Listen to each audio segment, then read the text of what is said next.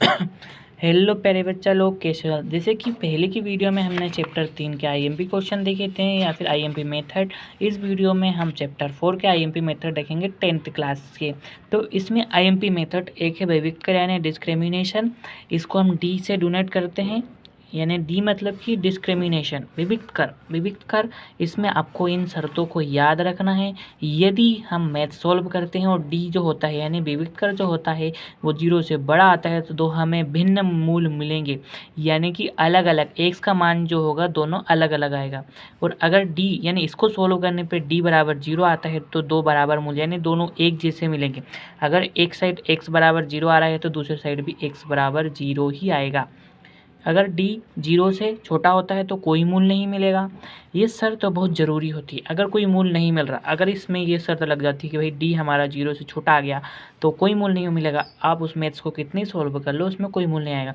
तो ऐसे दो ऑब्जेक्टिव जरूर पूछे जाते हैं एग्जाम में। तो मैंने एक मैथ्स ले लिया है, अब मैं इसको आपको सॉल्व करके बताता हूँ। देखिए ये मैथ्स, इसको हम पहले देख लेंगे जमा हुआ है कि नहीं, मतलब कि एक्स स्क्वायर जो है वो आगे है कि नहीं। तो एक्स स्क्वायर आगे है फिर एक्स है, तो अब हम इसकी तुलना करेंगे x square plus b y x plus c is equal to 0। इससे हमने इसकी तुलना कर दी तो ए बराबर क्या हो गया, ए बराबर हो गया 3, बी बराबर हो गया 4 और सी बराबर हो गया -7। अब ये फॉर्मूला में हम मान रख देंगे तो बी स्क्वायर यानी कि 4 का स्क्वायर माइनस 4 इंटू ए मतलब कि 3 इंटू सी मतलब कि -7 इज इक्वल टू डी। तो 4 का वर्ग यानी कि 4 चौक 16, 4 एकम 4, 4 दूनी 4 3 12, 12 पंजे 60, 12 छः 72, 12 सत्तर 84 और minus minus plus 84 is equal to d. तो 6 4 10 का 0 हासिल का 1, 8 और 2 10 100। डी हमारा क्या हो गया, 0 से बड़ा हो गया, यानी कि डी 0 से बड़ा होगा। और डी 0 से बड़ा होगा तो दो भिन्न मूल मिलेंगे, यानी अब इसको हम सोल्व करेंगे। तो इसको सोल्व करने के लिए हम कोई सी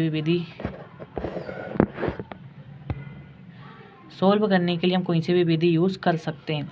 तो यहाँ पर मैं करूँगा गुणनखंड विधि, एक्स स्क्वायर प्लस 4x -7।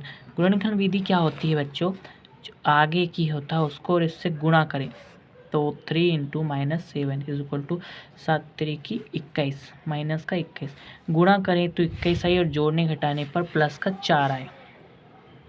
ऐसी कौन सी संख्या है कि गुणा करें तो माइनस का 21 और जोड़ने घटाने पे प्लस का 4? 7 3 की 21 और 7 में से 3 गए तो 4, तो वो 7 और 3 ही है। तो अपन क्या करेंगे, प्लस का 7 ले लेंगे और माइनस का 3 और 7 इंटू -3 इज इक्वल टू हो गया -21।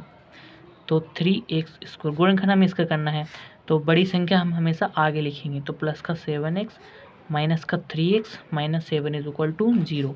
कॉमन क्या आता है वो लिखते हैं, इनमें से x कॉमन आ रहा है, बस x ही कॉमन आ रहा है तो अंदर बचा 3 + 7, 3x + 7।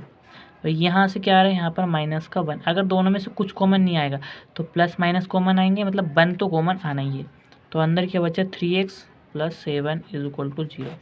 अब इन दोनों में से 3x + 7 कॉमन आ गया तो क्या बचा x - 1 इज इक्वल टू 0। तो 3x + 7 इज इक्वल टू 0 या x - 1 is equal to 0। 3x is equal to minus का 7 प्लस का 7 उधर जाके माइनस का 7 हो गया, x बराबर -7/3, एक ही आ गया, और x बराबर प्लस का 1 एक ही आया। तो क्या हो गया, दो भिन्न मूल यानी कि दो अलग अलग मूल आए हैं, जैसे कि इस शर्त में बताया गया था। इस शर्त से एक ऑब्जेक्टिव जरूर पूछा जाता है। अब अगर d बराबर 0 आता, मतलब कि यहाँ पर 100 की जगह 0 आता तो दो बराबर मूल आते, यानी कि इनके मान एक जैसे आते, मतलब यहाँ बनाया तो यहाँ भी बनाते, या फिर यहाँ 7/3 आया तो यहाँ भी 7/3 ही आता। और अगर d बराबर 0 से छोटा आता, अगर d 0 से छोटा यानी कि यहाँ पर -1 भी हो जाता तो कोई मूल नहीं होता। अब इसको कितना ही सॉल्व कर लेते, इसका कोई भी मूल नहीं मिलता। ऐसी वीडियो को जानने के लिए हमारे चैनल को सब्सक्राइब करें, और अगर कोई डाउट हो तो आप बेशक कमेंट में लिखें, मैं आपको उनका उत्तर या जवाब ज़रूर दूंगा। धन्यवाद।